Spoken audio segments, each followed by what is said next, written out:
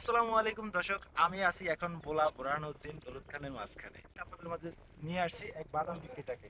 ভাই, এখানে যে প্রতিনিয়ত যেরকম মানুষের চাপ দেখতে পাচ্ছি আমরা, দর্শক আপনারা দেখেন আমাদের যদি ভোলা বুরহানুদ্দিন দৌলত খানের মানুষ যদি আপনার কক্সবাজার, তারপর হচ্ছে আপনার কুয়াকাটা যেতে হলে 10,000 টাকা ম্যানেজ করতে হয়। তারপর হচ্ছে যা যাইতে পারবে। আর এখানে মানুষগুলো কিন্তু 10,000 টাকা ম্যানেজ করা পসিবলও না, আপনার যাইতেও পারে না। এখন যদি আমাদের ভোলাবাসীর জন্য যদি এটাকে একটা মিনি কক্সবাজার হিসাবে গড়ে তুলতে পারি, তাহলে আমাদের ভোলাবাসীর জন্য ভালো হয়। তিনি এখানে বাদাম বিক্রি করেন, এখানে কতজন মানুষ হতে পারে প্রতি ডেলি? প্রতিদিনই মানুষ এখন কম হয়, ঈদের দিন চাপ হয় বেশি, ঈদের 7 দিন ঈদের 7 দিন মানুষের অনেক চাপ থাকে। চাপ আপনি থাকে। তো এখানে বাদাম বিক্রি করেন, কন্টিনিউ বাদাম বিক্রি করতেছেন। এখন এই যে আমরা দেখতে পাচ্ছি এখানে কিন্তু হাঁটার মতন কোনো যে না। ব্লকগুলো ফেলাইছে, ব্লকগুলো কিন্তু ভাগ হয়ে গেছে। ভাগ হয়ে এগুলোতে যদি বাচ্চাদের পা পড়ে, পা সেক্ষেত্রে কিন্তু ভাঙ্গে একটা যায়। রিস্ক থাকে। ইস, আমাদের দেখেন জি, এখানে কিন্তু ঘোরার মতো কোনো জায়গা জি না, নাই।